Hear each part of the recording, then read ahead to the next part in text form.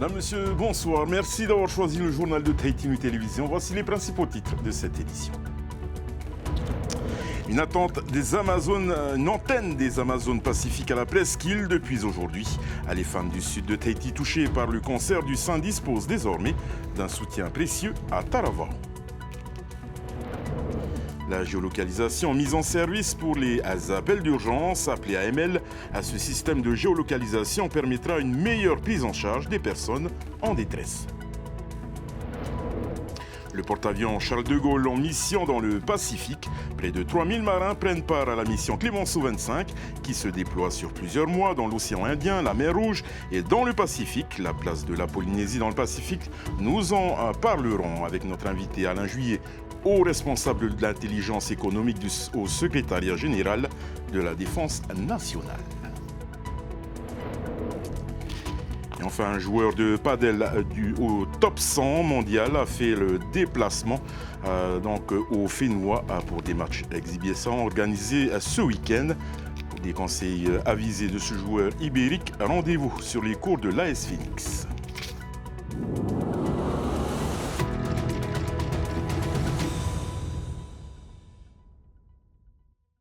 Après Pape Été et Moorea, les Amazones Pacifiques sont désormais présentes à la presqu'île de Tahiti. Une antenne de l'association qui accompagne les femmes touchées par le cancer du sein ouvre ses portes à Taravao. Massage, yoga, musique, conseil esthétique, sport et groupe de parole, les patientes ont accès à un large panel d'activités pour améliorer leur qualité de vie durant leur parcours de soins.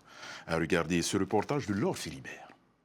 Elle a ouvert ses portes ce matin. La nouvelle antenne des Amazones a pour cadre un institut de beauté. De quoi faire oublier l'espace de quelques instants les couloirs aseptisés des hôpitaux.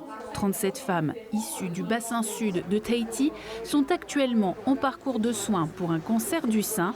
L'association cherche à être toujours plus près des patientes. C'est tout ce qui va améliorer la qualité de vie au niveau santé, physique, psychologique. Se retrouver, être ensemble, on parle de sororité parce que c'est quelque chose qui fait du bien. Parce que là on est dans une phase où l'objectif c'est de se faire du bien, de passer au mieux le parcours de soins et de se retrouver dans un espace en toute quiétude avec des intervenants qui connaissent en toute bienveillance et avec des femmes qui vivent la même chose que soi. Impliquée dans l'accompagnement des femmes touchées par un cancer depuis une dizaine d'années, Véronique intervient déjà à l'hôpital de Taravao et au Taone. Aujourd'hui, c'est dans son institut qu'elle pratique les soins de support. C'est grâce en fait aux patientes qui m'ont motivée pour ouvrir cette petite sœur de Amazon Pape Été ici à la presqu'île. Ça les évite de faire des routes, c'est fatigant et donc voilà, c'est un moment pour soi, un moment de détente, de relaxation. Et moi, en plus du massage traditionnel et le massage californien qu'on connaît, je pratique maintenant l'acupression qui permet de rééquilibrer. Pour 2025, Véronique s'est fixé un objectif. J'ai commencé à créer une chanson pour les Amazones et on se donne 10 mois pour Octobre Rose et vous présenter un petit concert, je l'espère. 5 intervenants ont déjà été identifiés pour commencer. Plusieurs ont prévu de faire le déplacement régulièrement depuis la zone urbaine. Chaque année, le cancer du sein touche près de 135 femmes au Fénois. Les services d'urgence polynésiens ont enfin leur système de localisation mobile avancé. Appelé AML, ce système de géolocalisation permettra une meilleure prise en charge des personnes en détresse. Une révolution technologique déployée grâce à une collaboration entre l'État, le pays, les communes et les opérateurs téléphoniques. Reportage de notre journaliste Nicolas Pérez. Oui, le SAMU Yorana. Le SAMU Yorana. D'accord. Ok, ma collègue elle est en train d'appeler les ambulanciers, ils arrivent vers toi. Depuis le 1er janvier, si vous utilisez votre téléphone portable pour contacter le 15 du SAMU, le 16 du JRCC ou le 18 des pompiers, vous pouvez désormais être géolocalisé en quelques secondes. Une révolution pour ces services qui gèrent annuellement plus de 130 000 appels de détresse. On peut géolocaliser immédiatement l'appelant et pendant 1 heure, on peut suivre cet appelant Même s'il se déplace, on va suivre sa géolocalisation de son téléphone. Avec n'importe quel téléphone, que les gens aient Internet, pas Internet, qu'ils aient plus de crédit ou pas de crédit, quand ils appellent le 15, leur téléphone m'envoie un SMS avec leur position. Déployé sur les 5 archipels, ce nouveau système de localisation mobile avancée, ou AML, utilise l'ensemble des technologies de votre téléphone. On peut avoir un lien pour demander des photos ou demander d'activer la caméra du requérant pour nous faire un point de situation ou pour montrer au secours ce qui se passe. Donc là, j'ai fait une demande de vidéo et on vous voit, voilà, on voit en fait ce qui se passe autour de nous. Adapté pour le moment uniquement au système Android, l'AML sera opérationnel pour les téléphones Apple dès le mois de mars. En attendant, d'autres solutions existent. Quand on voit que ça ne nous renvoie pas la géolocalisation, on envoie un SMS à la personne, elle a juste à valider sur son téléphone et ça débloque la géolocalisation. L'idée, c'est que les gens ne fassent rien, donc au 1er mars, ça sera automatique pour tous les téléphones et tous les modèles en Polynésie. Un gain technologique qui permettra une meilleure prise en charge des personnes en détresse. Par exemple, sur les arrêts cardiaques, le taux de survie est de 25% en milieu hospitalier, il chute à 4% en extérieur. Chaque seconde qu'on perd à chercher une destination, à tourner sur la route, à rater la servitude, parce qu'il n'y a pas d'adressage, là on aura un point GPS à l'endroit exact où est le patient. Donc ces minutes qu'on va gagner, j'en suis certain, le taux des 4% de récupération de l'arrêt cardiaque, il va monter et j'espère au-dessus des 10%. Autre point bénéfique du déploiement de ce système, l'assistance aux victimes de violences intrafamiliales. Parfois, elles ne veulent pas ou elles ne peuvent pas parce que soit elles sont sous la menace de leur mari, de leur conjoint ou autre. Donc oui, parfois ça nous permettra d'envoyer plus rapidement. Si elles ne peuvent pas parler surtout. Ça c'est intéressant. Ce système AML aura coûté environ 2 millions de francs. Il pourrait être prochainement étendu aux services de police. En mission à Paris, le président du pays s'est entretenu ce vendredi avec Manuel Valls, un nouveau ministre des Outre-mer, l'occasion de balayer tous les sujets prioritaires du Fénois à les conventions État-pays. Manuel Valls a indiqué à Mouitaï Broderson qu'il viendra à Tahiti d'ici le mois de mai. Avant de reprendre l'avion le 23 janvier, le président du pays doit s'entretenir avec le président Macron mardi prochain et avec le Premier ministre et le ministre de l'Économie. On l'écoute au micro de Pascal Galopin. Nous avons plusieurs sujets. Nous avons celui des conventions qui nous lient à l'État, le contrat de développement et de transition, les conventions santé, le renouvellement de la convention décennale sur l'éducation. Enfin voilà, on a tout un tas de sujets. La participation de l'État à la politique de solidarité, notamment ce qu'on appelle chez nous la PSG, donc la protection sociale généralisée. Et puis d'autres sujets plus régionaux, par exemple l'organisation en 2027 des Jeux du Pacifique, qui est un événement important auquel il faut être, au rendez-vous duquel il faut être. Voilà, tout un tas de sujets. En dehors des ministères, j'ai également eu des rencontres avec différents organismes avec lesquels on coopère, notamment sur les problématiques liées à l'océan. J'ai eu une longue rencontre avec l'Ifremer, rencontré également la société Telsat OneWeb, avec laquelle on a beaucoup de discussions sur les questions de couverture numérique de la Polynésie. Donc voilà, un planning bien chargé. Et cette semaine, le président du pays s'est aussi entretenu avec l'Association des étudiants polynésiens de Paris. Il a notamment été question des locaux de l'AEPF ou encore du nombre d'adhérents en baisse. Les explications dans ce sujet de Pascal Galopin, commentaire signé Sophie Guébel. Le séjour de Mouitaï Broderson à Paris a été l'occasion de rencontrer les étudiants polynésiens. Une rencontre importante pour le président du pays, lui-même ancien adhérent de l'AEPF. Première préoccupation, les locaux devenus moins adaptés à l'activité de l'association. Ils ont aujourd'hui vendu le foyer, donc le 62 de Monsieur le Prince, qui était devenu, on va dire, impraticable pour les activités étudiantes. Donc ils ont aujourd'hui un capital et ils se posent la question de qu'est-ce qu'ils vont faire avec. Est-ce qu'ils vont faire acquisition d'un nouveau foyer?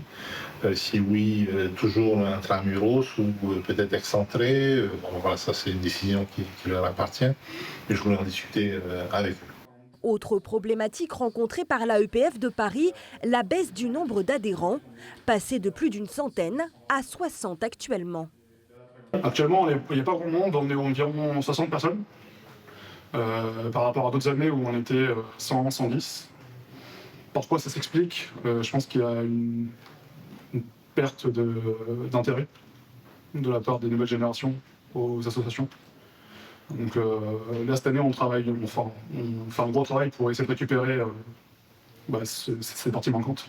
Donc redonner l'intérêt à l'EPF au niveau des étudiants. Autre évolution parmi les étudiants, ils sont de plus en plus nombreux à ne pas rentrer au Fénois après leurs études. C'est très important, mais c'est aussi un serpent de mer finalement dont on parle. Déjà à mon époque, on en parlait, ce recensement des besoins du pays pour essayer ensuite, par exemple, c'est ce qu'on fait au travers des bourses majorées sur les filières prioritaires pour essayer de favoriser la formation de nos étudiants dans des filières dont le pays a besoin. Et puis ensuite, il faut s'assurer, au fur et à mesure de l'évolution du cursus de nos étudiants, de suivre ces étudiants et puis d'anticiper le retour au Fénois. Parmi les filières prioritaires, le tourisme, le secteur primaire, la transition énergétique, le numérique, l'audiovisuel ou encore la santé. Cet entretien a également permis de rappeler l'importance d'adhérer à une AEPF pour un soutien moral et culturel. En France, une dizaine d'associations sont réparties sur le territoire. Le porte-avions Charles de Gaulle dans le Pacifique. La mission s'appelle Clémenceau 25 et se déploie sur plusieurs mois pour promouvoir un Indo-Pacifique libre, ouvert et stable dans le cadre du droit international. Près de 3000 marins ont donc quitté leur foyer pour aller jusque dans le Grand Pacifique en passant par l'océan Indien et la mer Rouge. Articulé autour du porte-avions, le groupe aéronaval français GAN compte une vingtaine de Rafales, des avions radars, un bâtiment ravitailleur, plusieurs frégates et un sous-marin nucléaire d'attaque pour son escorte, de quoi faire une démonstration de force dans le cadre de la stratégie Indo-Pacifique. Et la place de la Polynésie dans l'Indo-Pacifique, justement, on en parle avec vous, Alain Juillet.